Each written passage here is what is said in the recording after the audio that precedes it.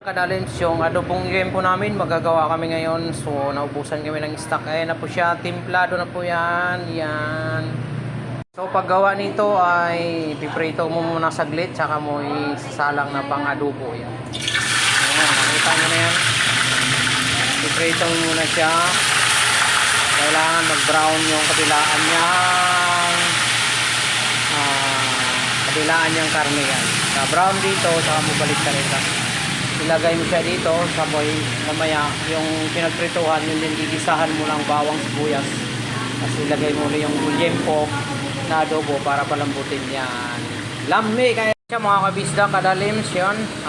Nakaprito na yan, bahagya. Mamaya baliktarin ko na siya sa kabila naman kasi nagbo-brown na to eh. Yun.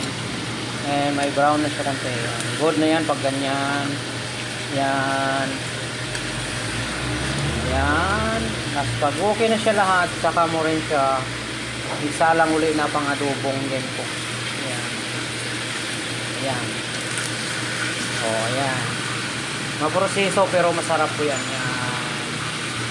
Naubusan ko ng stock niyan. Best seller din namin to. Mga bisdak, kumuha ulit kami ng beef stick. Tagalog platter yan.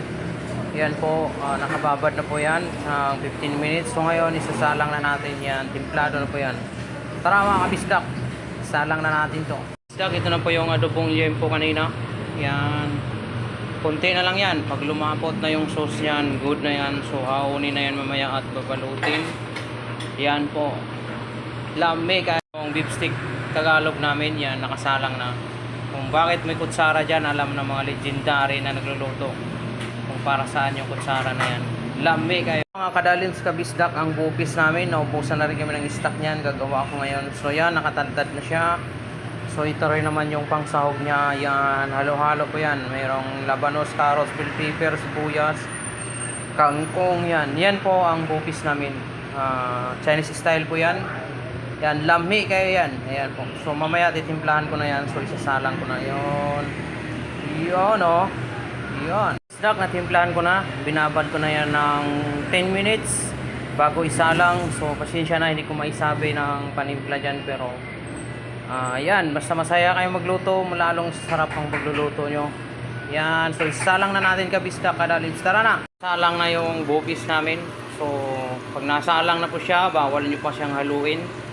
Bago siya haluin, yung kumukulo-kulo na kasi nahilaw po yung suka, lalong hindi siya sasarap.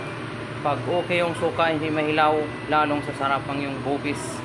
Yan po ang bupis namin, Chinese style po yan. Lami kayo. Yan na yan, yung adobong yempo namin yan. Lumalabas na yung tunay niya na kulay at saka nagmamantika na. Okay na yan, good na yan, haunin na yan at babalutin siya. Yan. Lami kayo. Ito na po yung adobong yempo, hinaon ko na. Yan. Nakita nyo yung kulay, ang ganda. So yan. Babalutin na yan ngayon. 100 grams per order. Ayan po. Available po yan lahat sa Dalin's Kitchenette. Dito lang po yan sa Food Panda and Grab. Bisitahin niyo po kami doon. Nandun po yung apps namin. Marami kayong pagpiliang ulam. Yan. Adobong yempo. Lame. So ayan. Kumulo na siya. Pwede na siyang haluin. Kasi good na yan. Saka okay na yung timpla niyan. Konting tuyo na lang. So yan. I-display na namin yan. Bupis po yan. Chinese style na bupis. Masarap yan. Kasi mayroong gulay yan. Ayan po. Nakikita nyo. Colorful yan. Yan. Lami ka. Ayan na po siya. Kadalins kabisdak. Yan. Yan na yung bupis namin. Yan. Ang tunay na sikreto sa pagluluto ay pagkatiwala mo kay Lord at lagi kang masaya. Kamahan mo ng pagpamahal, yon ay tunay na nagpapasarap sa pagluluto mo. Yan. Lami kayo. Ayan mga kadalims kabisdak. Ayan na po yung beef stick namin, Tagalog. So templado na yan. May kalamansi na po yan. Nilagyan ko na yan. So mamaya babalutin na yan. 100 grams per order. Pag platter, 200 grams. Yan. Baka nagtaka kayo na wala po siyang sibuyas. Pag in-order nyo po, tsaka namin siya lalagyan ng sibuyas. Ang lahat lang yan ay pagkatiwala mo kay Lord. At lagi kang masaya magluto. Masarap yan. Yun yung tunay na sikreto. Available po yan dito lang po sa Food Panda and Grab sa Dalin's Kitchenette. So bisitahin nyo po kami doon. Nandun po yung apps namin. Marami po kayong pagpilian doon. Variety po ang mga ulam namin.